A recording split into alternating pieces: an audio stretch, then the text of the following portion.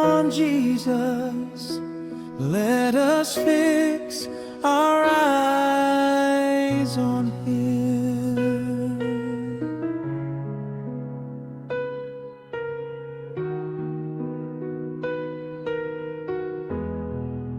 Since we are surrounded